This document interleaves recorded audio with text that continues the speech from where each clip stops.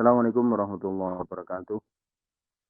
Alhamdulillah nahmaduhu wa nasta'inuhu wa nastaghfiruh wa na'udzu billahi min shururi anfusina wa min sayyiati a'malina. May yahdihillahu fala mudilla lahu wa may yudlil fala hadiya lahu. Asyhadu an la ilaha illallah wahdahu la syarika lahu wa asyhadu anna Muhammadan abduhu wa rasuluh.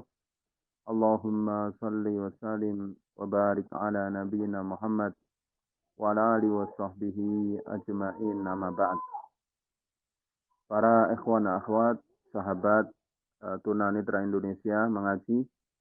Alhamdulillah pada kesempatan yang berbahagia ini kita bisa bertemu lagi secara online untuk sama-sama thalabul ilmi, sama-sama belajar. Semoga Allah Subhanahu wa taala selalu memberikan hidayahnya kepada kita, petunjuknya kepada kita, sehingga kita bisa selalu beribadah kepada Allah Ta'ala dengan istiqamah di dunia yang fana ini, sehingga akan menjadi bekal di akhirat alam yang kekal abadi. Para sahabat, ikhwan akhwat yang tergabung dalam Tunanetra Indonesia Mengaji, pada pertemuan yang lalu alhamdulillah ya kita menyampaikan tentang keterangan tafsir surat Al-Kautsar, yang mana sekarang insyaallah taala kita akan melanjutkan pada surat berikutnya, yaitu surat Al-Ma'un. Ya, surat Al-Ma'un.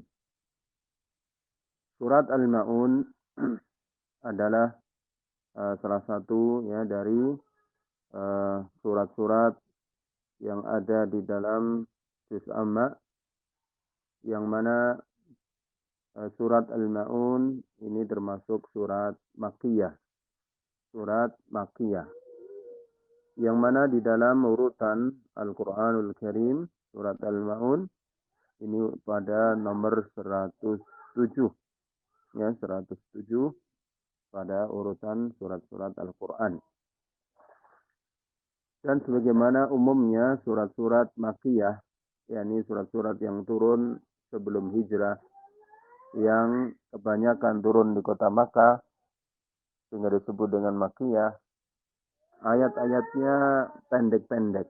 Ya, ayat-ayatnya pendek-pendek, akan tapi walaupun ayatnya pendek-pendek, tetapi memiliki makna-makna yang sangat agung, ya, makna-makna yang sangat kuat, ya, sehingga banyak orang-orang yang tersentuh hatinya dengan ayat-ayat dalam surat Makkiyah. Insyaallah kita mulai ya dengan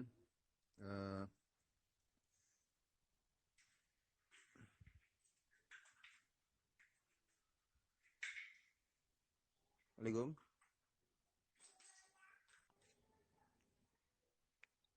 Halo Bapak. Nggih, Bu. Kok sampun langsung niku? Oh, nggih. Mungkin insyaallah aneh Bu nggih.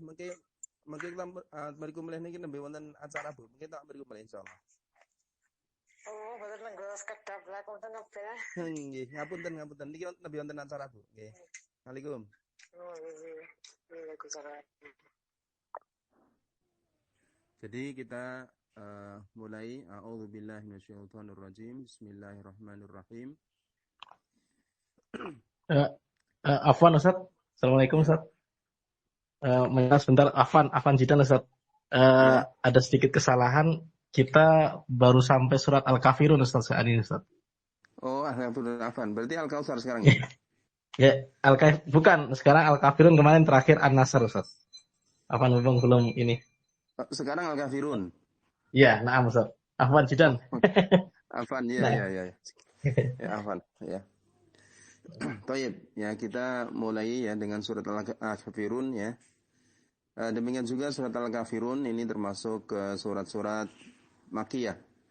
Ya, surat Makkiyah. Bahkan termasuk surat yang awal-awal turun kepada Nabi Muhammad sallallahu alaihi wasallam. Ya. Surat Al-Kafirun ya, ini terdiri dari 6 ayat ya, 6 ayat yang mana surat ini ya diriwayatkan memiliki keutamaan ya. Antara lain yaitu bahwa surat ini merupakan surat yang berisi tentang kebebasan dari syirik ya, kebebasan dari syirik.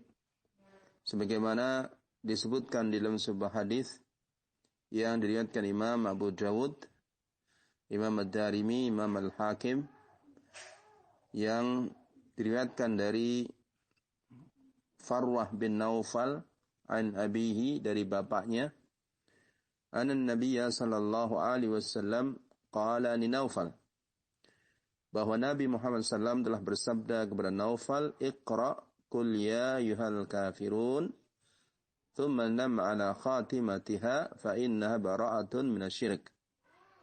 Tidurlah, bacalah surat Al-Kafirun ya, Qul ya ayyuhal kafirun.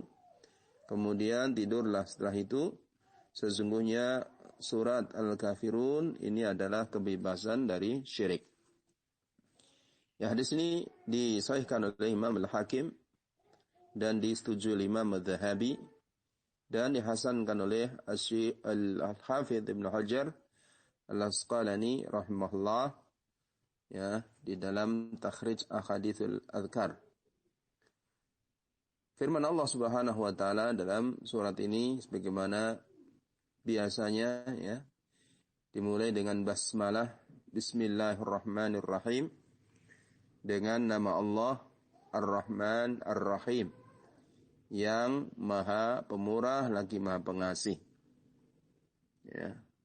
Bismillah, dengan nama Allah, yang Allah adalah nama Zat, pencipta langit dan bumi, pencipta seluruh makhluk.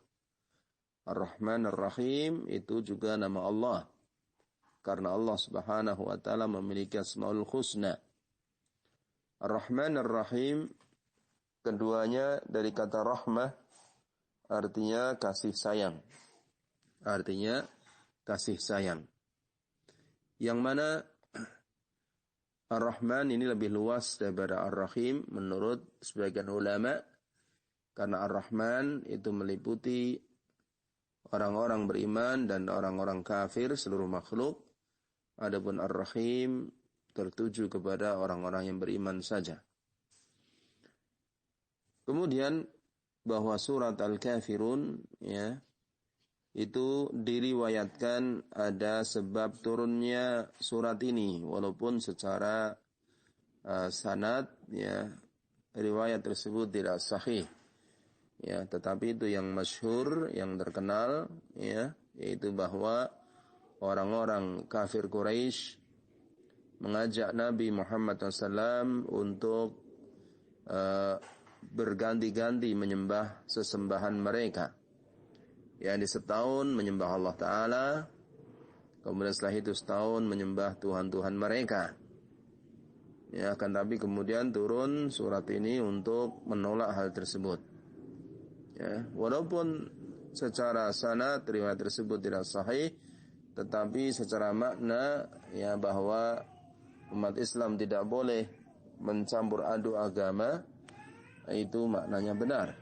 Karena Islam datang dari Allah Subhanahu wa taala dan kita harus ridha dengan Islam dan mencukupkan dengan agama Islam. Walaupun kita tidak boleh mengganggu pemeluk agama lain, ya, tidak boleh menzalimi, menganiaya, mengganggu mereka.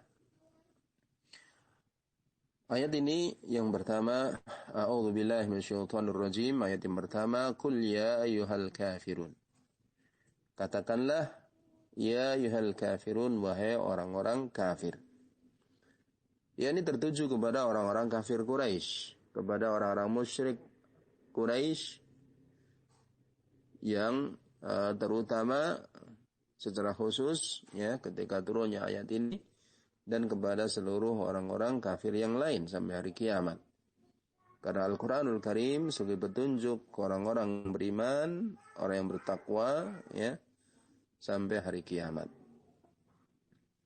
Maka ayat ini sebagai bimbingan, ya, sebagai bimbingan bagi orang-orang yang beriman untuk mengatakan kepada orang-orang kafir terus terang dalam masalah agama, yang mana dalam agama Islam ya tidak ada sinkritisme agama, tidak ada ya sinkritisme agama, yaitu mencampur adukan agama.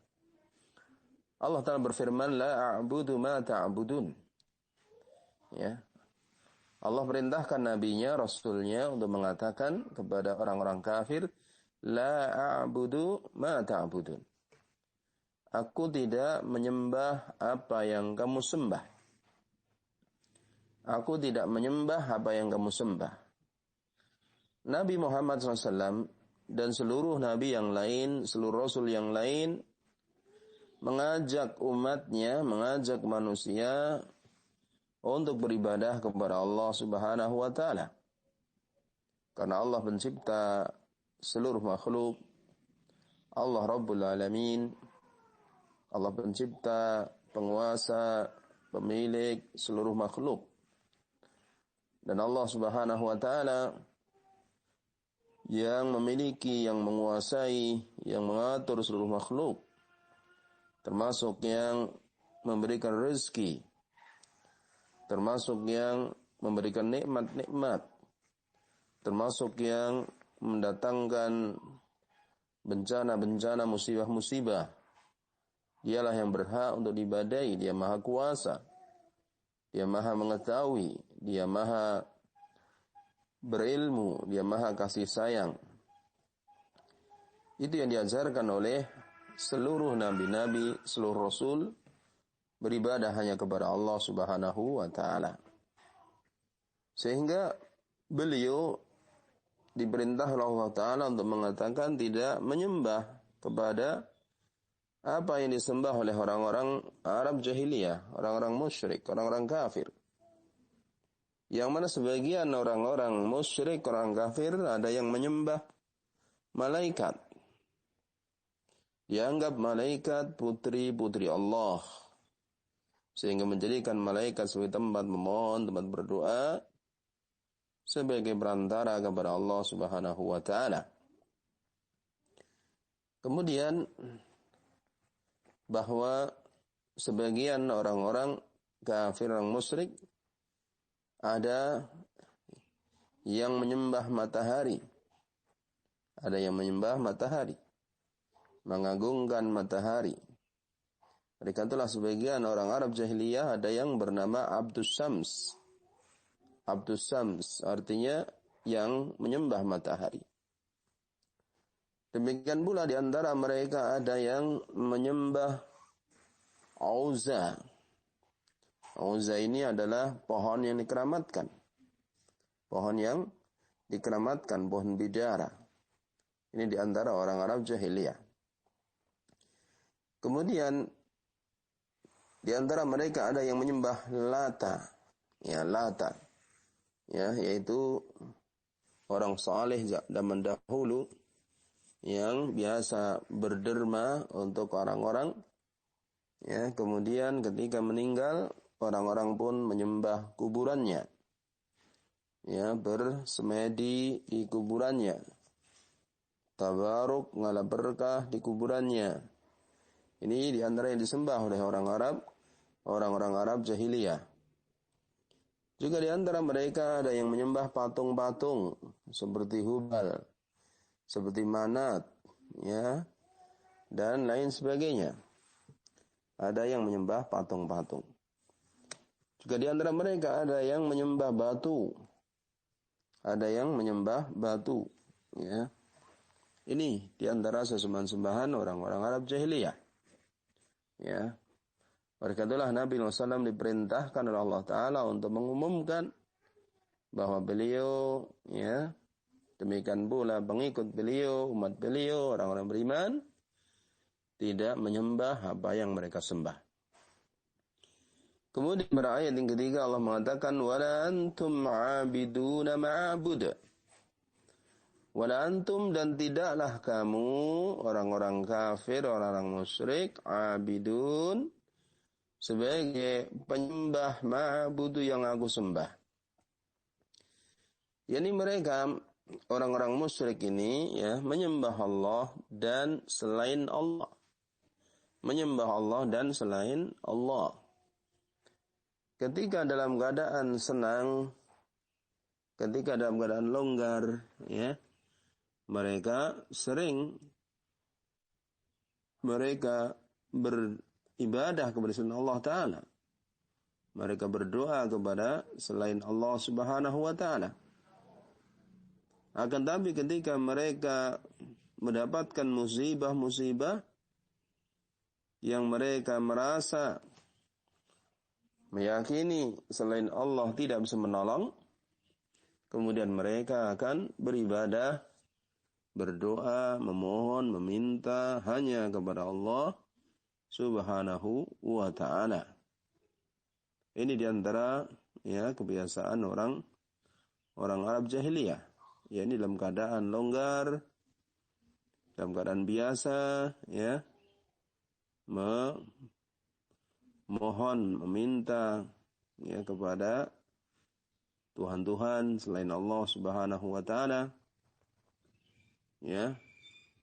Akan tapi kemudian apabila dalam keadaan terdesak, apabila dalam keadaan ya terdesak, kemudian meminta hanya kepada Allah Subhanahu wa Ta'ala. Ya. Ini di antara kebiasaan orang-orang Arab jahiliyah.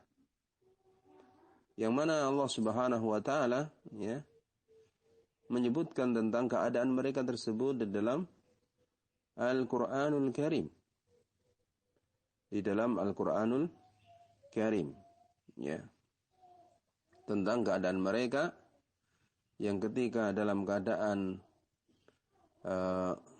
lemah, dalam keadaan meyakini tidak ada yang mampu menolong, kemudian mereka menyembah Allah Subhanahu wa Ta'ala, berdoa hanya kepada Allah Subhanahu wa Ta'ala. Tetapi ketika dalam keadaan longgar, dalam keadaan mereka mendapatkan kesenangan-kesenangan, ya, mereka berdoa, beribadah ya kepada selain Allah Subhanahu wa Ta'ala, ya, kepada patung-patung dan yang lainnya, ya, dari apa-apa yang mereka sembah ya selain Allah Subhanahu wa Ta'ala. Ini ya keadaan orang-orang Arab jahiliyah, ya. Mereka itulah Nabi Muhammad SAW ya mengajak mereka, mengingatkan mereka untuk beribadah hanya kepada Allah Subhanahu wa Ta'ala, ya, dan bahwa sikap mereka yang menyembah kepada selain Allah dan menyembah kepada Allah itu sama saja tidak menyembah Allah Subhanahu wa Ta'ala, ya, karena Allah Ta'ala itu tidak ridha terhadap syirik.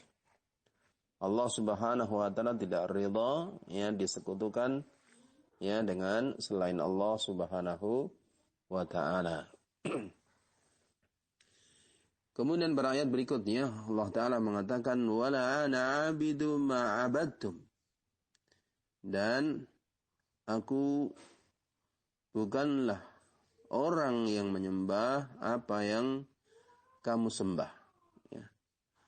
Aku bukanlah penyembah orang yang kamu sembah.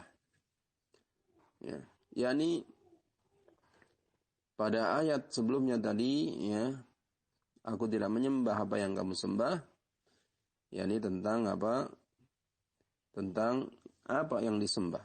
Adapun pada ayat ini, aku bukanlah penyembah, ya, apa yang kamu sembah. Jadi maksudnya ya cara yang dilakukan dalam menyembah kepada selain Allah Subhanahu wa Ta'ala, ya, maka caranya bukan sebagaimana cara kamu. Ya, mereka itulah Imam Ibnu Katsir rahimahullahu taala mengatakan Tentang makna ayat wala ana a'budu ma'abadtum ay wala a'budu ibadatakum. Aku tidak beribadah sebagaimana ibadah kamu. Aila aslukuha wala aqtadi biha. Yaitu aku tidak mengikuti cara ibadah kamu. Wala aqtadi biha, aku tidak meneladani cara ibadah kamu. Wa inna ma'abudu Allah 'ala al-wajhi alladhi yuhibbuhu wa yardah. Akan tetapi aku beribadah kepada Allah dengan cara yang Allah mencintainya, dengan cara yang Allah ridho kepadanya. Ya, dengan cara yang Allah mencintainya, dengan cara yang Allah ridho kepadanya. Ya, sehingga intinya adalah bahwa dalam beribadah itu ada dua prinsip. Ada dua prinsip. Yang pertama, beribadah hanya kepada Allah. Yang kedua, beribadah dengan cara yang dituntunkan oleh Allah Subhanahu wa taala lewat syariat Nabi Muhammad sallallahu alaihi wasallam. Kemudian firman Allah taala, "Wa antum 'abiduna ma'bud." Dan kamu bukanlah orang-orang yang menyembah apa yang aku sembah. Ya. Al-Imam Ibnu Katsir menjelaskan tentang ayat ini, ay la taqtadu bi awamirillahi wa syar'ihi fi ibadatihi bal qad ikhtara'tum syai'an min tilqa'i anfusikum. Yaitu kamu tidak mengikuti perintah-perintah Allah. Kamu tidak mengikuti syariat Allah di dalam beribadah kepadanya. Tetapi kamu membuat-buat sesuatu dari ibadah itu dari dirimu sendiri. Ya, kemudian Imam Ibnu Katsir rahimahullahu taala menukilkan ayat dalam surah An-Najm ayat 23. Yang mana Allah taala berfirman tentang keadaan orang-orang musyrik, orang-orang Arab di zaman itu, ya, orang-orang kafir di zaman itu, ayyattabi'una illa dhanna wa ma tahwal anfus. Mereka tidak mengikuti kecuali persangkaan dan kecuali apa yang disukai oleh hawa nafsu. Wa laqad ja'ahum mir rabbihimul huda. Dan sesungguhnya telah datang petunjuk kepada mereka. Ini jadi beribadah itu mengikuti petunjuk yang datang dari Allah, disampaikan oleh Rasulnya sallallahu alaihi wasallam, tidak mengikuti zon, ya, persangkaan belaka, tidak mengikuti hawa nafsu, kesukaan apa yang dia senangi semata, ya. Tetapi ibadah itu harus dengan tuntunan. Harus dengan tuntunan, ya. Karena memang diutusnya Nabi Muhammad sallallahu alaihi wasallam untuk mengajarkan agama kepada manusia, kepada umat, ya, mengajarkan bagaimana manusia beribadah kepada Allah Subhanahu wa taala, mendekatkan diri kepada Allah Subhanahu wa taala, tata caranya, ya.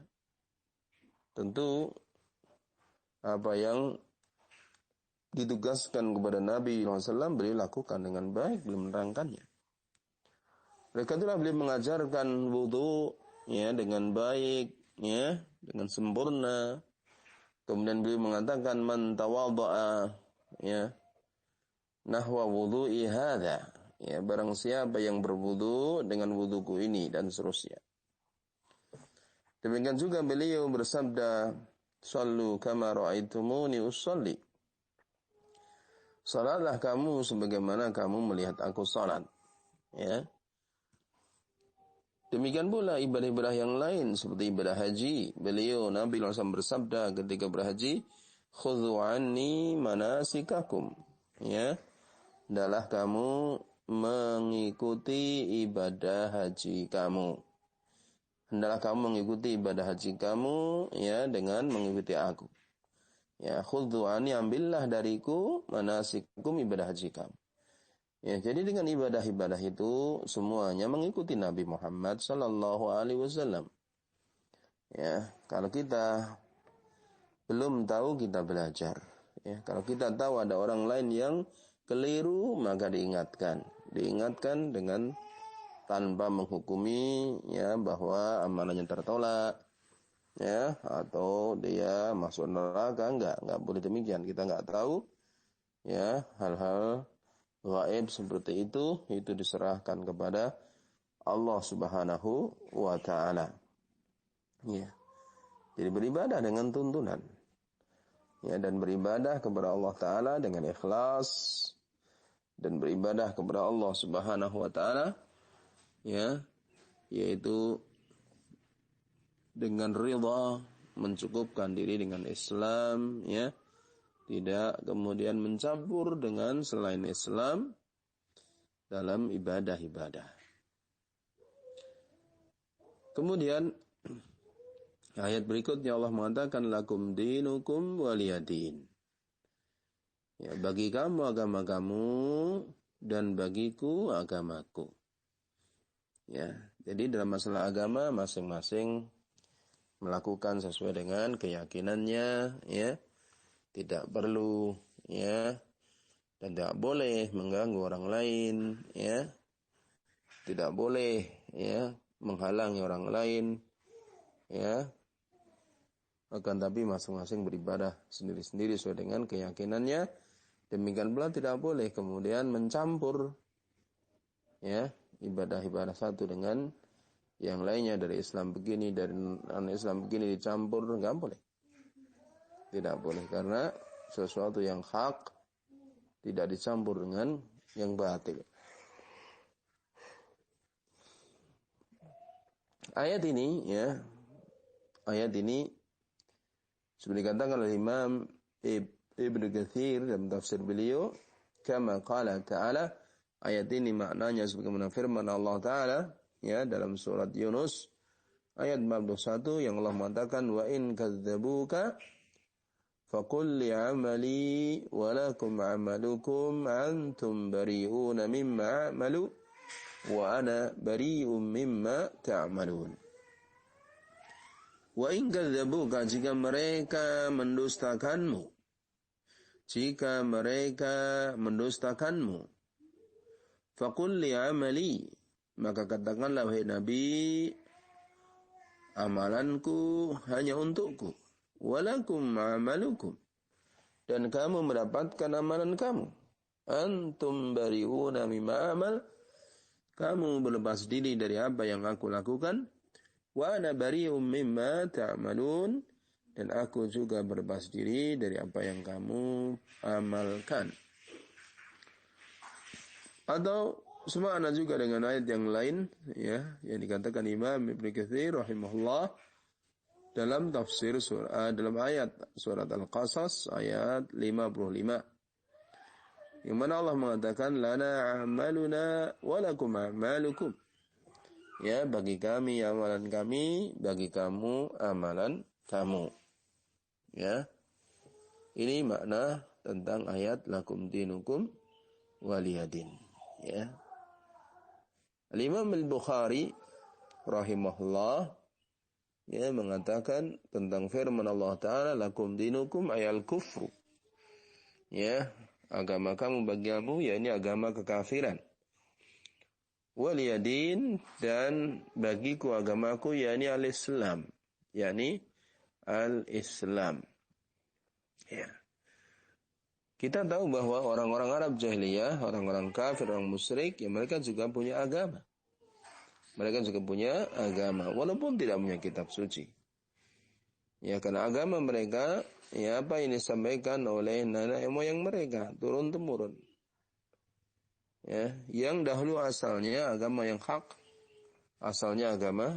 agama Nabi Ibrahim alaihissalam. Kemudian dilanjutkan Nabi Ismail alaihissalam di kota Makkah.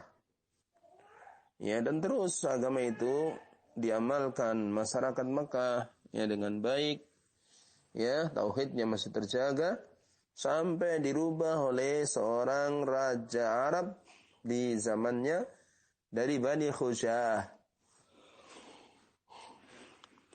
Dari Bani Khuza'ah yang bernama Amr bin Luhai Al-Huza'i Abu Thumamah. Dekatlah Nabi Muhammad SAW ya, pernah ditunjukkan kepada beliau oleh Allah Subhanahu wa taala, yakni Allah taala merihatkan kepada beliau ya tentang siksa yang Allah berikan kepada Thumamah, Abu Thumamah ya, yang merusak agama Nabi Ibrahim alaihissalam dari tauhid menjadi syirik.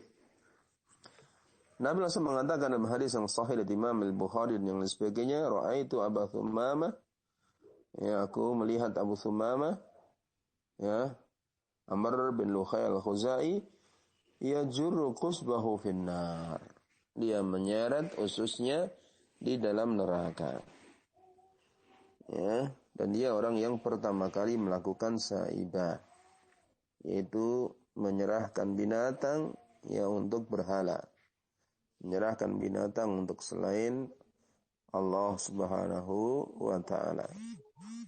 Ya, kemudian binatang tersebut dilepas begitu saja yang katanya untuk Allah Subhanahu wa taala tidak boleh dimanfaatkan. Ya, maka ini tentu ya bentuk apa? Mengharamkan apa yang Allah halalkan. Jadi mereka punya agama. Mereka itulah orang-orang musyrik, orang-orang kafir, ya. Mereka juga melakukan ibadah haji, melakukan ibadah umrah, ya. Bahkan mereka menjadi takmir Masjidil Haram sampai akhirnya ditaklukkan, dikuasai kaum muslimin oleh Nabi SAW dan para sahabat-sahabatnya pada tahun 8 Hijriah pada bulan Ramadan. Ya, semenjak itu maka kaum muslimin yang berkuasa. Ya, demikianlah tentang makna ayat ini, ya, yang mana dengan ini kita mengetahui bagaimana keagungan agama Islam, ya, kebesaran agama Islam, yang mana Allah Subhanahu wa taala ya itu mensyariatkan agar agama tidak dicampur satu sama lain, ya, karena agama ya itu dari Allah Subhanahu wa taala. Ya, agama dari Allah Subhanahu wa taala, ya, kemudian tidak boleh ya kemudian campur-campur dengan agama yang lain. Ya, akan tetapi juga Allah Subhanahu wa taala ya itu memberikan tuntunan, ya, penjelasan, ya, sehingga manusia mendapatkan bimbingan-bimbingannya. Para sahabat tunanetra Indonesia mengaji, yang semoga kita semua selalu diberikan bimbingan oleh Allah Subhanahu wa taala. Setelah sedikit apa yang kami sampaikan, ya, maka kita sebutkan di sini beberapa faedah, beberapa manfaat yang bisa kita ambil dari ayat-ayat yang kita baca tersebut. Ya. Antaranya adalah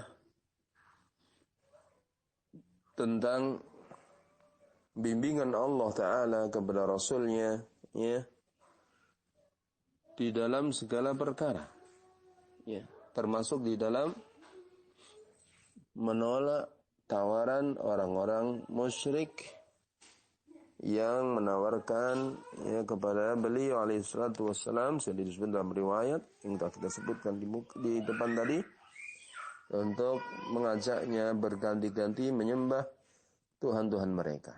Maka Nabi SAW dijaga oleh Allah Ta'ala. Beliau ma'asum.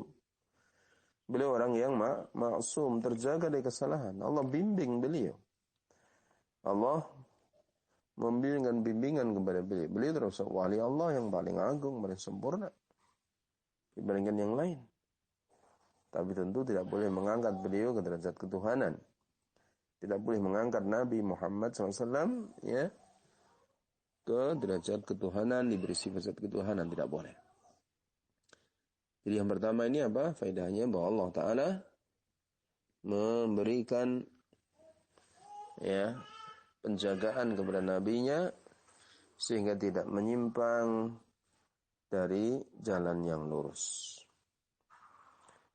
Kemudian di antara faedah dan petunjuk ayat ini ya, agar terang-terangan dalam masalah agama ya, dalam masalah prinsip-prinsip agama itu disampaikan dengan cara yang baik ya, dengan cara yang hikmah ya, bukan dengan emosi ya, bukan dengan kekerasan, bukan dengan ancaman ya, tapi dengan cara yang baik. Ya, semoga dengan demikian akan menjadikan ya umat Islam benar-benar terjaga dari hal-hal yang buruk. Ya. Kemudian juga di antara faidah-faidah petunjuk-petunjuk ayat yang mulia ini, ya, ayat yang mulia ini, ya, bahwa Islam mengajarkan tauhid, beribadah hanya kepada Allah Subhanahu wa Ta'ala. Ya. Sehingga orang yang beribadah kepada Allah juga selainnya, ini syirik namanya dan akan ditolak. Akan ditolak. Kemudian berikutnya bahwa beribadah kepada Allah Ta'ala harus dengan tuntunan. Harus dengan tuntunan. Berkatalah Nabi Muhammad SAW bersabda dalam hadis dari Imam Al-Bukhari Imam Muslim dari Aisyah radhiyallahu anha, Nabi SAW mengatakan, man ahdatha fi amrina hadha ma laysa minhu fahuwa rad. Barang siapa yang membuat-buat perkara baru dalam urusan agama, maka perkara baru itu tertolak. Ya, maka orang harus beribadah dengan tuntunan, beribadah dengan dalil, dengan petunjuk. Ya. Karena semua sudah dicukupi oleh Allah Subhanahu wa Ta'ala, dicukupi oleh para Allah sudah memberikan kecukupan agama ini. Nabi sudah menjelaskan sempurna. Maka cukup mengikuti ya bimbingan dari Nabi Muhammad sallallahu alaihi wasallam. Kemudian juga di antara faedah dari ayat-ayat ini ya, bahwa Islam ya memerintahkan untuk apa? Ya, untuk tidak adanya sinkritisme di dalam agama, percampur adukan dalam agama. Ya, kamu beragama dengan agama kamu silahkan. Tidak ada paksaan untuk masuk Islam. Ya, kemudian kamu beribadah sesuai dengan ibadah kamu silahkan. Ya, tidak boleh dipaksa untuk melakukan ini dan itu, tidak boleh. Tapi Islam mengajarkan apa? Dakwah dengan cara yang baik. Ya, dengan mau'izah hasanah, demikian pun dengan jidal, dengan cara yang paling baik, ya, dengan cara yang paling baik. Ya, jadi Islam, ya, itu tidak menghendaki adanya apa? Percampuran ajaran-ajaran agama. Tapi Islam memberikan apa? Tuntunan untuk tidak mengganggu orang-orang lain yang beribadah sesuai dengan ibadah mereka, silahkan. Ya. Demikianlah para sahabat tunanetra yang bisa mengaji pada kesempatan kali ini.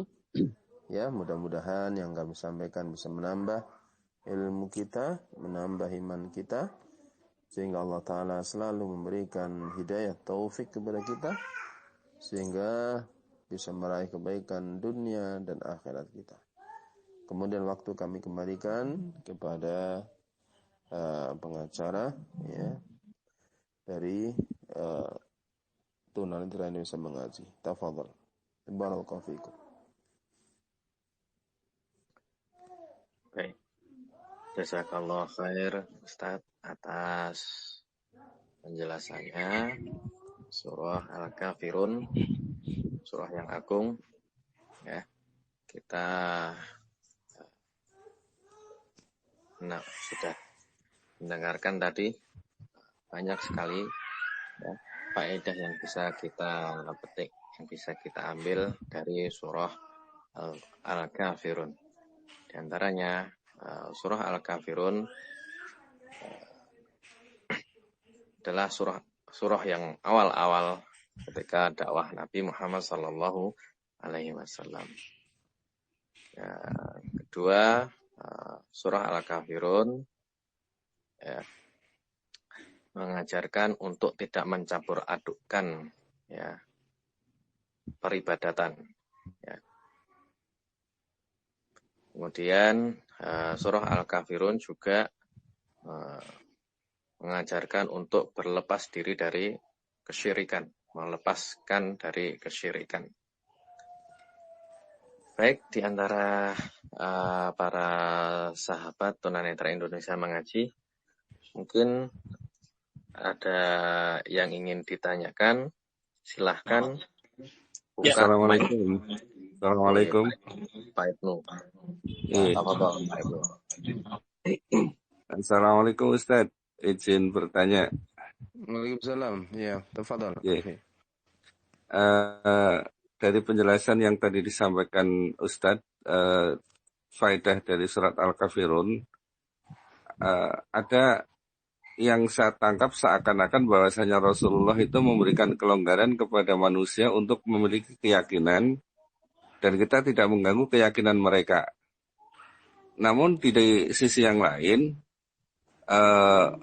ada ayat menyatakan bahwasanya Rasulullah itu as-sidq 'alal kafirin ya, yaitu keras terhadap orang-orang kafir. Kemudian di dalam sebuah hadis juga dinyatakan, kalau tidak salah itu hadis yang dari Ibnu Umar, dinyatakan umirtu an uqatila nasa hatta yashhadu an la ilaha illallah wa anna Muhammadar Rasulullah.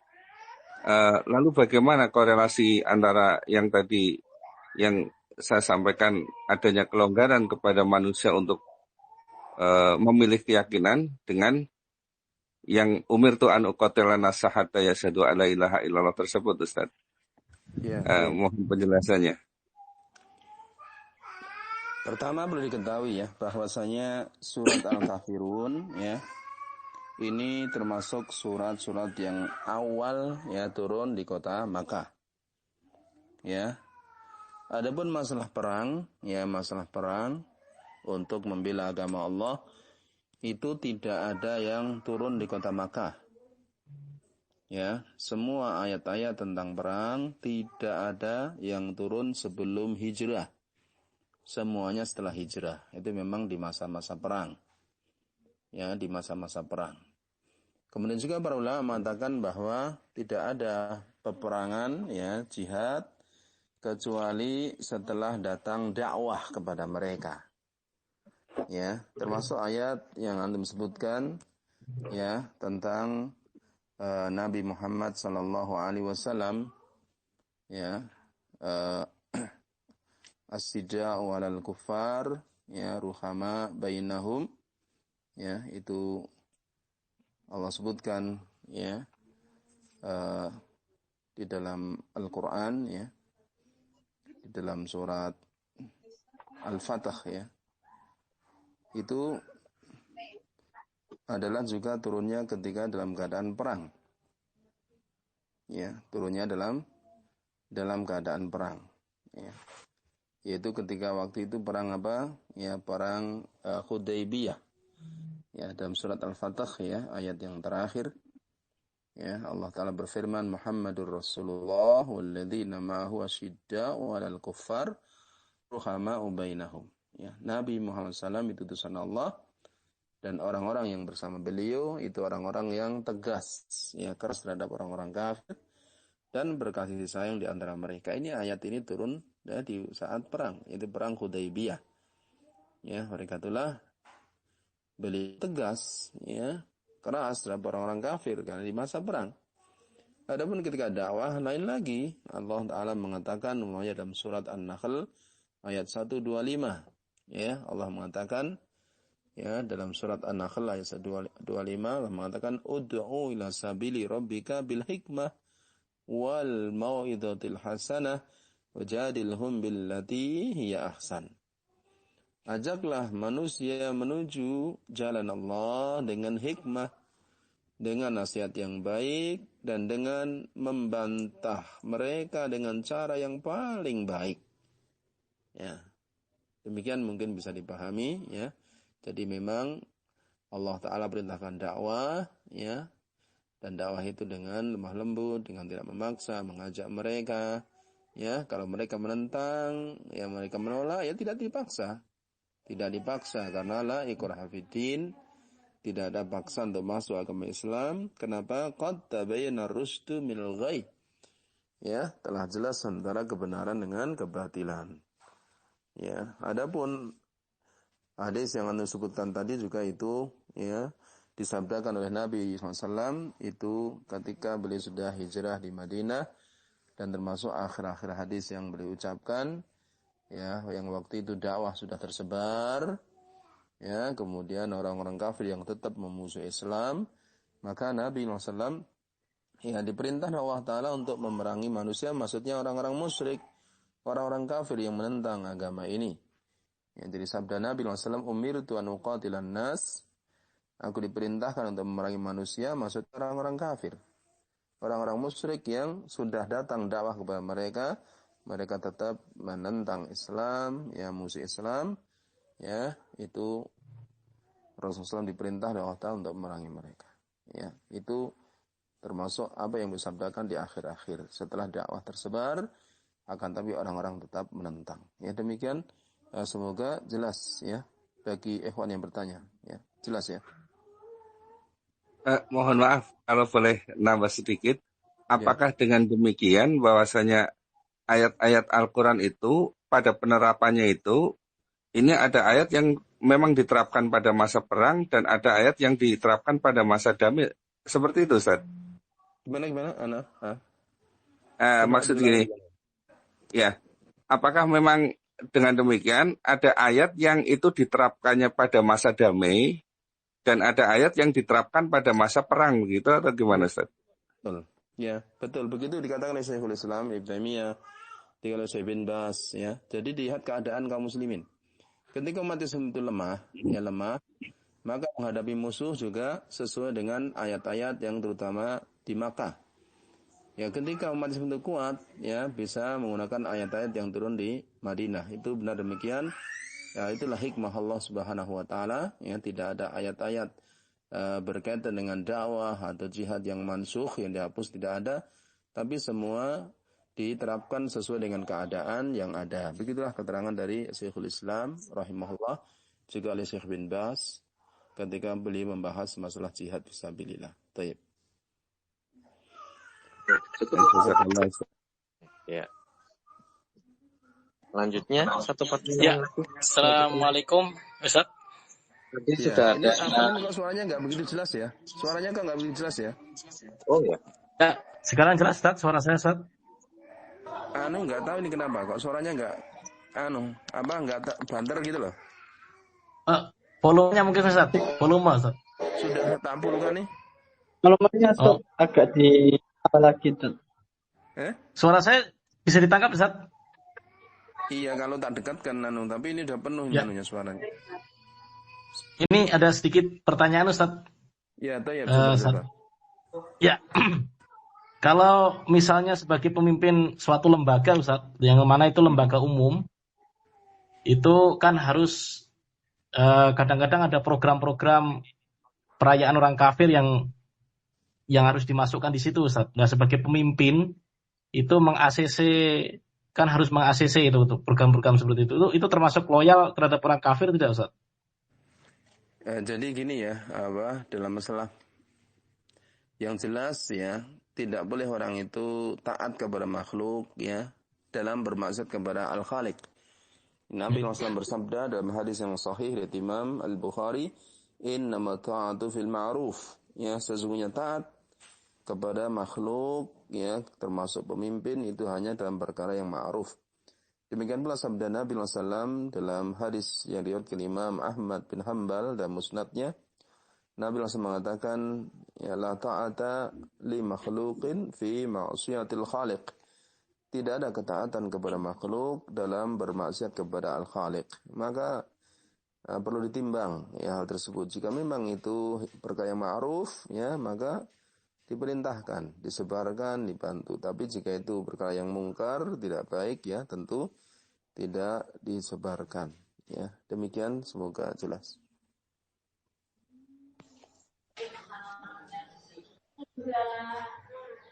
Sudah jelas? Assalamualaikum. Waalaikumsalam warahmatullahi wabarakatuh. Ini Windarto dari Palembang, Ustaz. Izin bertanya, Ya, Ustaz. fadal. Jadi Rasulullah dulu di dalam berdakwah terhadap orang kafir itu sesuai dengan ayat turun. Seperti kalau di Mekah, jadi dengan ya bahasanya kelembutan. Kalau di ini dengan jalan peperangan karena orang kafir memerangi. Nah, kalau sekarang ini di Indonesia, bagaimanakah kita berdakwah terhadap orang kafir? Itu yang satu. Terus yang kedua, seperti sekarang ini untuk saling menghormati, itu gimana kalau ada perayaan, misalkan Natal, orang Islam di situ juga, pihak aparat misalkan itu menjaga keamanan. Di situ termasuk mencampur adukan agama ini. Karena lakum dinukum waliyadin, bagimu agamamu, bagiku agamaku. Mohon penjelasannya, Ustaz. Syukran Ya, kasiron. baik. Assalamualaikum warahmatullahi wabarakatuh. Waalaikumsalam warahmatullahi wabarakatuh. Ya, jadi dalam masalah agama yaitu masing-masing urusan masing-masing ya. Jadi maka umpamanya ada perayaan-perayaan hari-hari besar ya untuk non-muslim, maka kita sebagai muslimah tidak boleh ikut-ikutan ya, tidak boleh ikut-ikutan.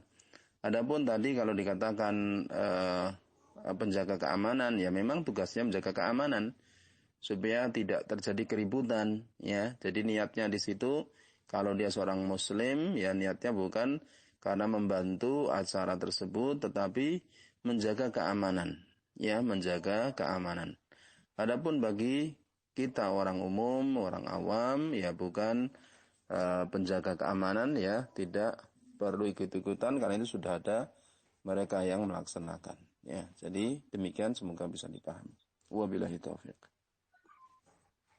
Sedikit Ustaz, nambah dikit Ustaz. Maksudnya Ya. gini, kalau misalkan saya ataupun kita berdakwah sekarang ini terhadap orang kafir tuh gimana caranya? Ya. Biar ya itu. Ya. Jadi zaman sekarang ini kan zaman damai ya. Sekarang kan zaman damai, kita kan bukan zaman perang. Termasuk di Indonesia bukan zaman perang, kita zaman damai. Maka kita gunakan ayat-ayat ya seperti ayat saya sebutkan tadi dalam surat An-Nahl ayat 125 ya, ud'u ila sabili rabbika bil hikmah. Ya, ajaklah manusia ke jalan Tuhanmu dengan cara hikmah, dengan cara yang baik ya. Kemudian wal mau'izatil hasanah, nasihat yang baik. Wajadilhum billati hiya ahsan, dan bantahlah dengan cara yang paling baik ya, dengan ilmiah, dengan argumen, dengan hujah, bukan dengan caci maki, bukan dengan menghina, bukan dengan emosi, bukan dengan kasar. Ya, karena kita menginginkan ketika dakwah itu orang lain dapat hidayah. Ya, kita kasihan kepada mereka, kita inginkan mereka dapat hidayah, maka dengan cara-cara yang terbaik karena kita dalam keadaan damai ya. Mudah-mudahan jelas ya. Insyaallah Ustaz. Ya. Terima kasih. Ya, sebentar.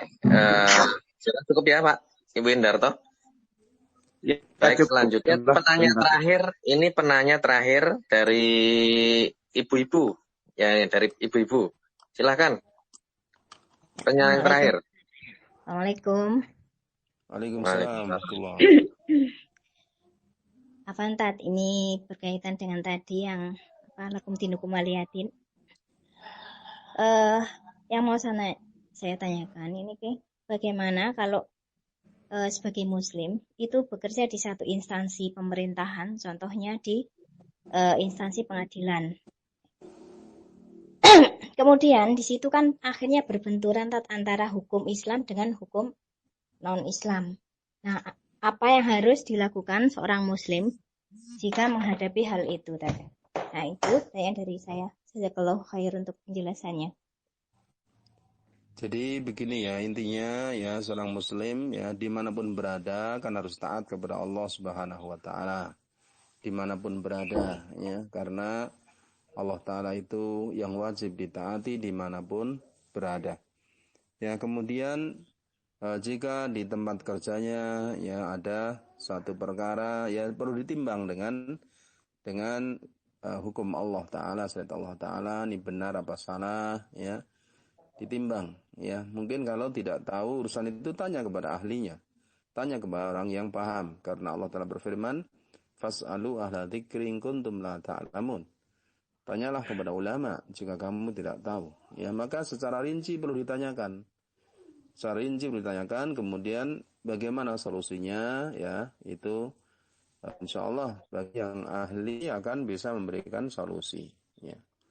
Tetapi kalau global kan kita nggak tahu. Jadi perlu dirinci apa yang kejadian-kejadiannya apa, ya, kemudian nanti akan diberi solusi oleh orang yang ahli dalam bidangnya. Dan alhamdulillah kalau di Indonesia kan banyak ustaz-ustaz yang mumpuni, ya, seperti Ustaz para asatidzah, ya, seperti Ustaz Firanda, mamanya Dr. Firanda, atau Dr. Arifin Badri, ya, atau Dr. Safik, ya, Basalamah dan sebagainya yang memang dikenal, ya, sebagai ustadz-ustadz yang mumpuni, ya, karena mereka telah belajar, ya, dengan para ulama tempat di kota suci, ya. Demikian, semoga jelas dari akhwat yang bertanya. Semoga berkah kita semua. Sedikit lagi, Tat. Ya. Ini kan kemarin ada masalah dengan waris gitu, Tat. Nah, akhirnya sampai ke pengadilan seperti itu. Nah, kalau hukum pemerintahan itu kan tidak sesuai dengan hukum waris dalam Islam. Nah, makanya sehingga seorang hakim tentu jadi sesuatu yang sulit untuk bisa memutuskan karena antara hukum pemerintah dengan hukum waris itu tidaklah sama seperti itu, Tat. Itu yang dihadapi oleh seorang saudara di sini, Tat. Oh gitu ya. Jadi begini, itu kan bisa orang yang berselisih kan bisa diajak untuk melakukan perdamaian. Ya, tidak mesti dengan sesuatu hukum yang tertulis. Ya, maksudnya dengan KUHP atau apa, ya. Bisa dilakukan perdamaian bagaimana jika memang mereka itu semua muslim, ya, bisa disampaikan bagi orang yang mengetahui supaya digunakan hukum Islam dalam bab itu, ya. Karena bisa seperti itu bisa dilakukan, ya, asalkan mereka semua setuju, mereka semua sepakat, tidak masalah, ya. Dan ada kejadian seperti itu, ya.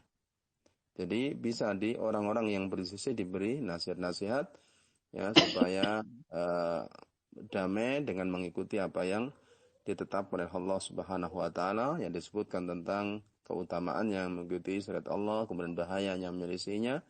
Ya, semoga Allah memberikan kemudahan hal tersebut. Jika memang tidak mampu, ya, maka dilakukan cara-cara yang terbaik bagaimana yang lebih mendekati kepada hukum Allah Ta'ala. Ya. Demikian mungkin yang kami sampaikan. Barakallahu fikum ajmain. Karena waktu sudah menunjukkan pukul 17.13 menit, itu artinya waktu sudah sore. Apa akhir Ustaz? Boleh ini apa, Ustaz? Menyambung satu pertanyaan, mungkin ini terakhir untuk hubungannya dengan gimana, Ustaz? Gimana, Ustaz? Terakhir. Ya. Oh, terakhir. Ya. Iya, terakhir. Apa Ustaz nggih? Gini Ustaz, apa ya? Kalau kita sesama non-muslim, ya, orang-orang kafir itu memang kita diperintahkan untuk keras, dan tadi juga dikatakan dengan sesuai dengan keadaan. Nah, hubungannya dengan sesama muslim, Ustaz. Yang sesama muslim ini, ya, atau saudara-saudara kita yang muslim, yang dia lebih mengutamakan yang namanya pluralisme, Ustaz. Nah, ini bagaimana cara menyikapi dan cara menasihati, karena dengan apa ya, kalau di Indonesia itu namanya moderasi beragama. Nah, ini bagaimana, Ustaz? Bertoleransi dan sebagainya. Ini menyikapinya seperti apa ahsannya, Ustaz? Ya. Jadi kalau kita punya ilmu, ya, dinasihati dengan cara yang baik, dengan cara ilmiah, ya. Mungkin ditunjukkan tulisan-tulisan ya atau ceramah-ceramah yang tentang yang lurus ya. Itu bagaimana sikap yang baik, yang benar ya. Itu seperti itu. Jadi disampaikan dengan ilmu ya. Kalau kita nggak bisa sendiri ya tadi dengan tulisan ustadz tertentu atau dengan ceramahnya ya. Kalau kemudian dia terima, alhamdulillah. Nggak terima ya sudah, kan kita tidak ada kewajiban untuk menjadikan seseorang itu mengikuti kebenaran. Akan tapi yang diwajibkan atas kita itu mengajak kepada kebaikan ya, memerintahkan yang ma'ruf, melarang yang mungkar dengan cara yang ma'ruf ya, melarang yang mungkar dengan cara yang tidak mungkar ya. Jadi kewajiban kita adalah mengajak berkebaikan, memberikan peringatan dan nasihat ya, diterima atau tidak itu tidak di tangan kita ya. Demikian semoga yang kita sampaikan bisa dipahami dengan baik dan bermanfaat, dan mungkin ini akhir pertemuan kita. Yang benar yang kita sampaikan datang dari Allah Subhanahu wa taala. Jika yang salah dari saya pribadi, sedangkan Allah Maha Suci dari kesalahan. Subhanakallahumma bihamdik, asyhadu an la ilaha illa anta, astaghfiruka wa atubu ilaik, wa akhiru da'wana alhamdulillahirabbil alamin. Assalamualaikum warahmatullahi wabarakatuh.